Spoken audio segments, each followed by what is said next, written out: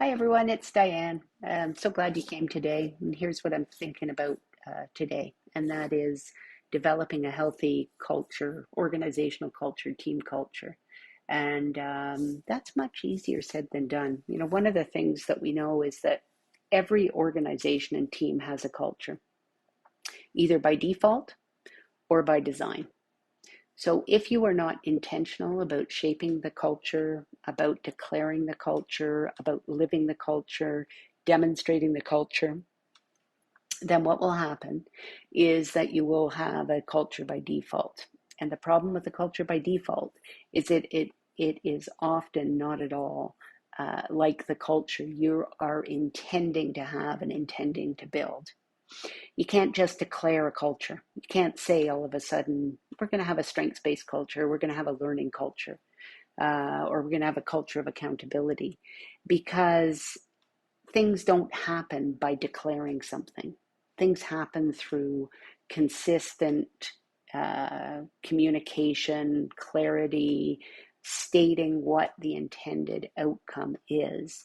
They just don't happen by a declaration that your culture is now a culture of connection, let's say. Uh, you won't succeed if your values are only on the wall and nobody pays any attention to them. If your systems, your behaviors, and your systems and your practices are all in opposition to the values that you have on your wall, then what people see is a lack of credibility in leadership. Because although you've stated these values, what actually happens in the organization or on your team is very different than what was stated on the wall.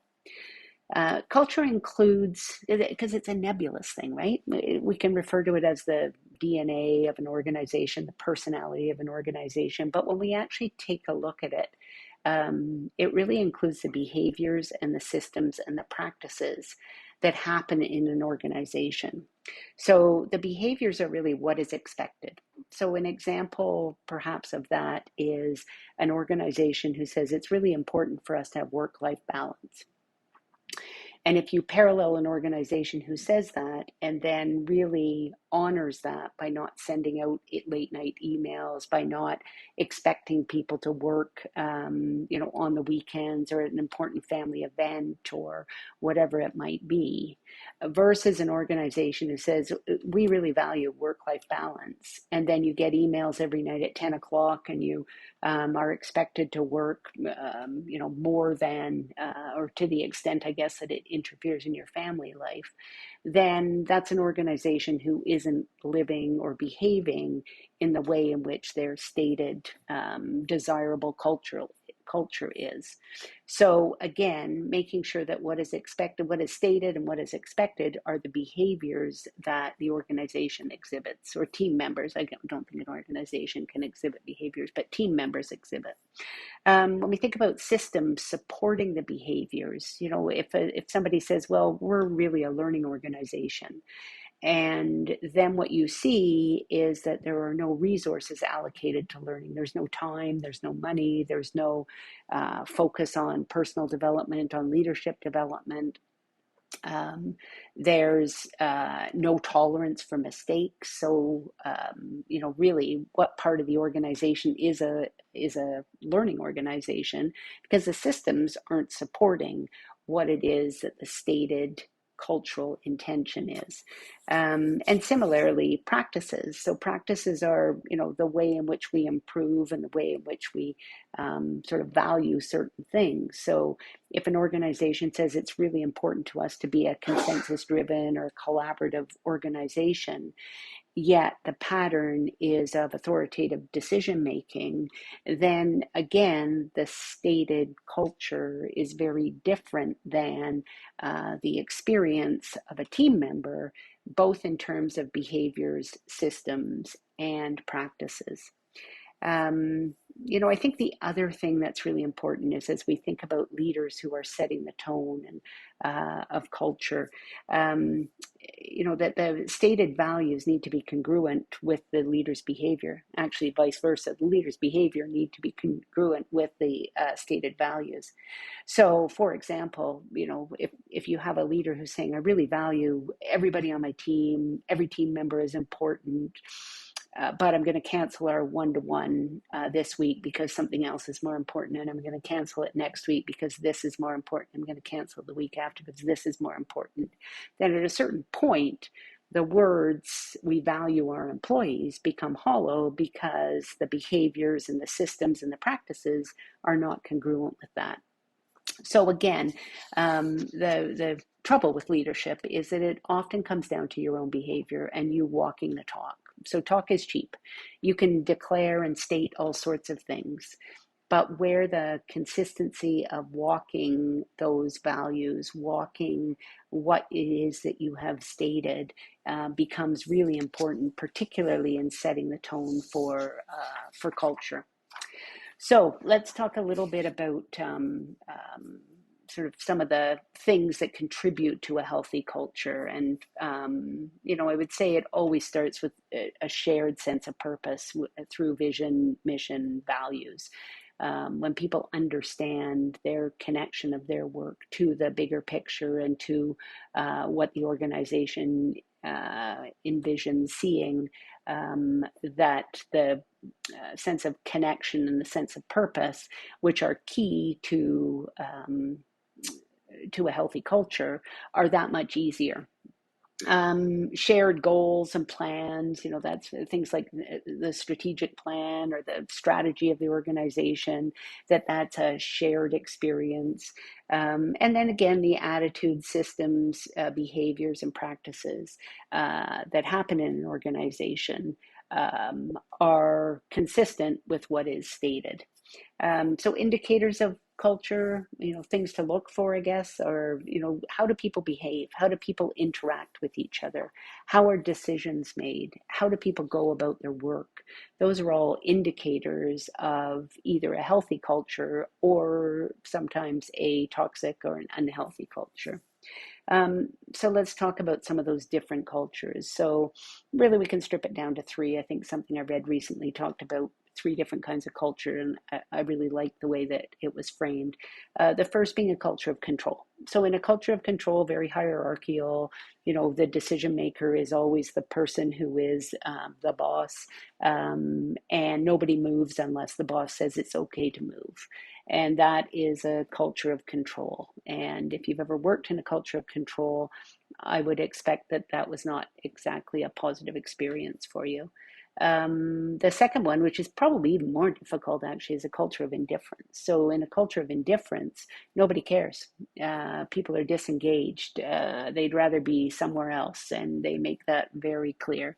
A culture of indifference is a tough one, and engaging people becomes really difficult. So what we aspire to, I think we would all agree, is a culture of connection where people feel connected. They want to be at work every day. They understand how it is that they're contributing to the vision of the organization. They know where we're going and they know why they're there. So that's the first V, vision. Second V is value. In a culture of connection and a healthy culture, we value people for who they are and where they're at, and we tell them. And we express that in a variety of ways through our behaviors and our practices and our systems. So people understand, not only do we say we value you, but we show them that they are valued. And that goes throughout the organization. And the last one, probably not the last one, but the last one for the purposes of this is voice, a third V.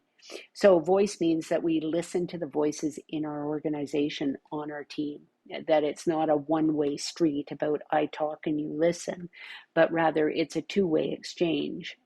Because really, in order to achieve our vision, mission, and values, we need everybody.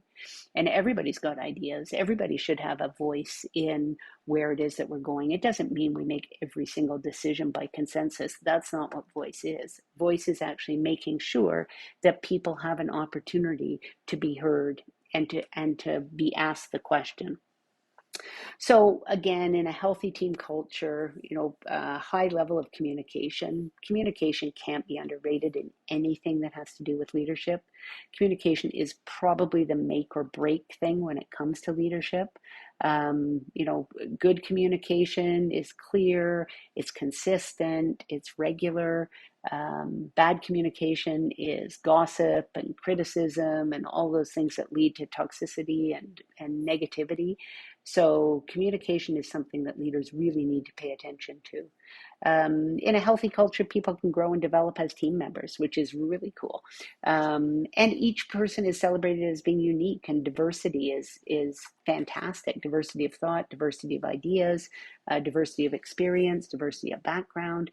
In order to have the strongest organization reflective of the people we serve, diversity is really important.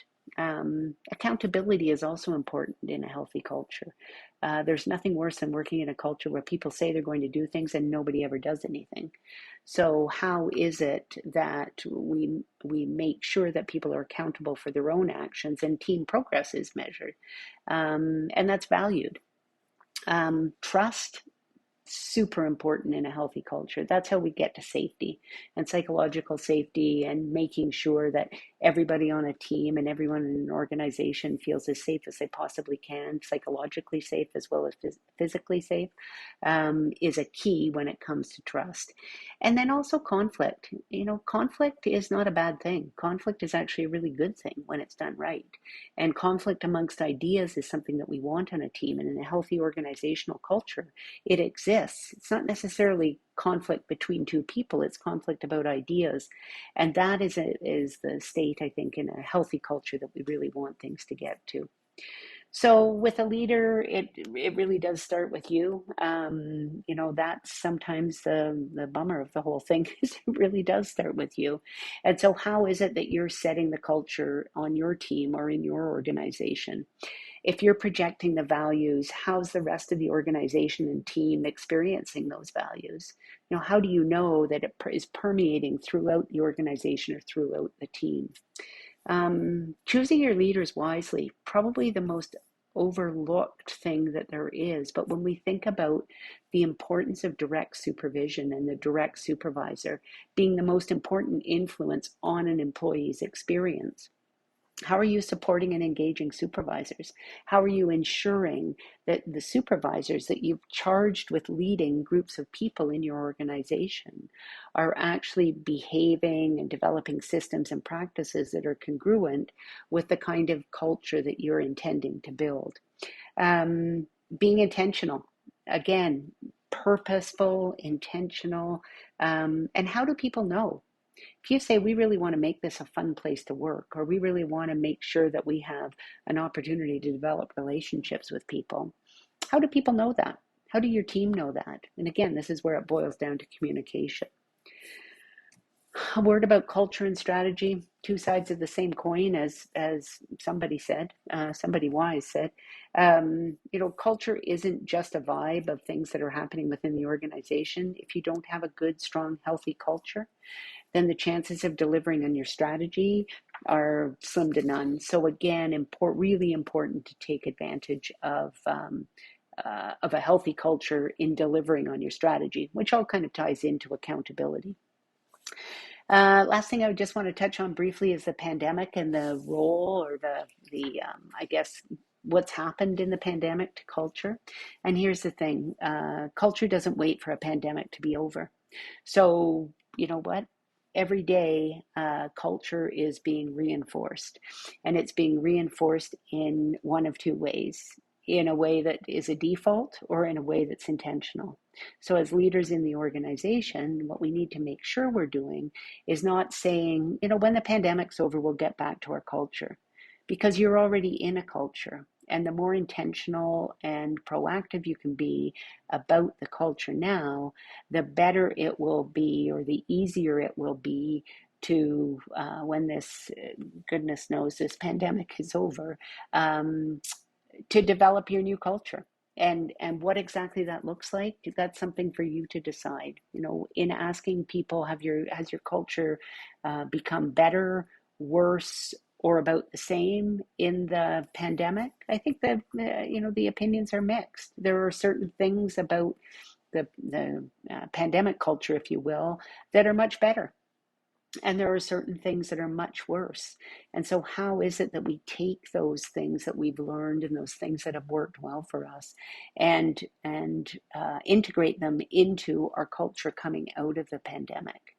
And one thing that we know is that, again, the pandemic does not, or culture does not wait for the pandemic to be over. So now's the time, now's a golden opportunity to take a look at what your culture is and how it is that you can chunk up some things that aren't working so well and really try to focus on those so that you've got some small wins in there. Don't wait.